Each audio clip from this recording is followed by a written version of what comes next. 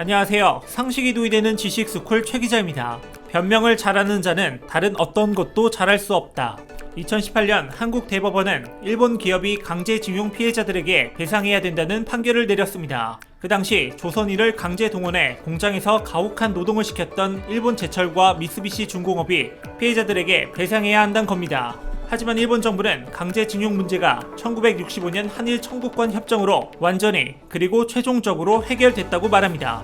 국제법에 비춰봤을 때 있을 수 없는 판결이라며 한국 정부와 대법원을 비난하기까지 했습니다.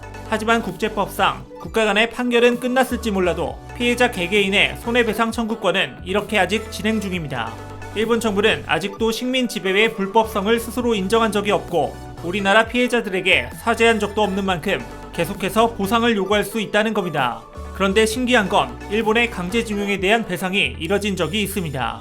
물론 우리가 아닌 중국에게지만요.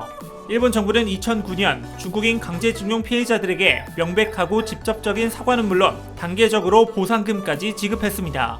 그런데 참 웃기게도 한국에게는 완전히 다른 태도를 보이고 있습니다. 이번 강제징용 배상 판결을 빌미로 지난해 7월부터 한국을 상대로 반도체 디스플레이 핵심 3개 소재 수출 규제와 화이트리스트 배제 조치를 취한 겁니다. 화이트리스트는 전략물자 수출 간소화 대상 국가 목록인데요. 일본은 한국이 수출 관리를 못해서 이러한 규제를 한 거라고 말하지만 사실상 보복 조치나 다름없었습니다. 그래서 우리나라 국민들은 노 재팬 운동을 펼쳤습니다. 우리나라에 대한 경제 침탈을 일으킨 일본에 대해 우리는 일본에 가지도 일본 물건을 팔거나 사지도 말자는 목소리가 커진 겁니다.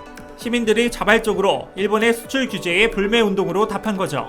이쯤에서 다시 생각해 봅시다. 우린 왜 노 재팬을 하면서 일본의 경제 침략에 맞서야 하는 걸까요? 영상 시작 전 좋아요와 구독 부탁드립니다. 일본은 수출 규제권에 대해 이런 강제징용 배상 판결에 대한 보복이 아니라 믿을 수 없는 나라에 대한 수출 관리라는 명분을 내세웠습니다. 심지어 이런 명분의 근거도 제대로 제시하지 못하고 이런저런 변명만 내세우고 있습니다. 그러니까 지금 일본은 수출 규제에 대한 명분 자체가 전혀 없는 상태라는 겁니다. 반면 한국은 일본이 문제 삼은 점들을 모두 고치거나 이행했습니다.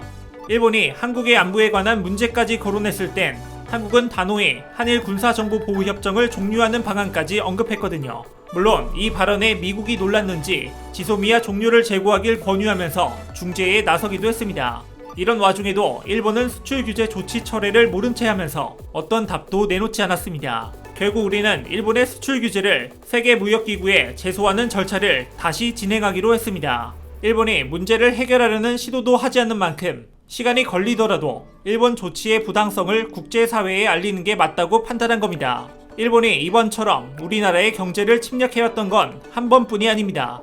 일제강점기 당시에도 우리 경제를 뒤흔들었으니까요.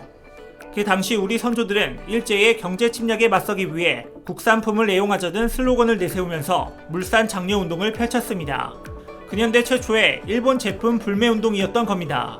이 운동이 오늘날 무역 분쟁의 반발로 일어난 노 재팬까지 오게 됐습니다. 일본이 우리나라의 경제를 침략하니까 우리는 일본에 가지도 일본 물건을 팔거나 사지도 말자는 목소리가 커지면서 노 재팬 운동이 시작된 겁니다. 처음 일본은 한국인들은 냄비처럼 빠르게 뜨거워지고 빠르게 식기 때문에 걱정할 필요가 없다며 이 운동에 콧방귀를 꼈지만 한국은 냄비가 아닌 뚝배기처럼 쉽게 식지 않는 한국인의 의지를 보여주고 있습니다. 한국에서 일본계 기업들 매출이 줄고 또 한국에서 완전히 철수한 경우도 있을 만큼 그 영향은 일본에 꽤 큰 타격을 줬습니다. 일본 맥주 시장은 직격탄을 맞아 한국에서는 일본 맥주를 찾는 사람이 거의 없어졌고요. 닛산과 인피니티도 16년 만에 한국에서 철수하게 됐습니다. 위안부 할머니 조롱 논란을 일으켰던 유니클로도 지난해 19억 원의 영업 손실을 냈고 유니클로의 자매 브랜드인 GU는 영업 악화를 견디지 못해 한국 시장에서 전면 철수하게 됐습니다. 1년가량 이어진 불매운동 때문에 일본의 주요 브랜드가 국내 시장에서 줄줄이 철수하거나 매장을 축소한 겁니다. 결국 우리 민족의 단합력을 일본에게 또다시 보여준 겁니다. 또 우리는 일본의 수출 규제 덕분에 더 좋은 국산 제품을 찾게 되기도 했습니다. 그동안은 일본에서 반도체 핵심 부품을 공수해왔지만 이제는 우리 기술로도 충분히 해낼 수 있게 됐거든요. 이렇게 한번 대체된 소재는 수출 규제가 풀려도 쉽게 일본산으로 돌아가지 않을 겁니다. 결국 우리 기술이 실제 생산에 투입되는 시기를 일본이 되려 앞당겨 준 셈이 된 거죠. 얼마 전에는 코로나 사태로 위기를 겪으면서 혹시 수출 규제가 풀리는 건 아닌지 한일 관계에 잠시 희망이 보이기도 했습니다.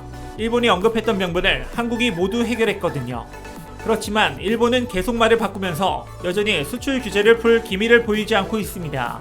그래서 한국은 WTO에 제소하는 절차를 다시 진행하고 있습니다. 일본이 문제를 해결하려는 시도도 하지 않은 만큼 시간이 걸리더라도 일본 조치의 부당성을 국제사회에 알리는 게 맞다고 판단한 겁니다. 하지만 이 와중에도 일본은 되려 한국의 보복 조치를 취하겠다는 주장까지 하고 있습니다. 여전히 사과와 반성이 없는 태도를 고수하고 있는 걸 보면 일본이 아직도 정신을 못 차린 거죠. 그런 일본에게 선조들의 정신을 이어서 일본 제품 불매 운동을 이어가 보면 어떨까요? 일본의 침략에 맞서 싸웠던 의병들처럼 이번 경제 침략에 우리 국민들이 노재팬으로 나서서 이 시대의 새로운 독립운동가들이 돼보자는 겁니다. 역사를 잊은 민족에게는 미래가 없다. 선조들로부터 이어온 우리의 의지를 똑똑히 보여줄 수 있는 계기가 되었으면 좋겠습니다. 이와 관련된 다양한 의견 댓글로 남겨주시면 감사하겠습니다. 혹시 주식하시나요? 반도체 관련 급등 종목이 알고 싶으시다면 오른쪽 버튼을 클릭해주세요.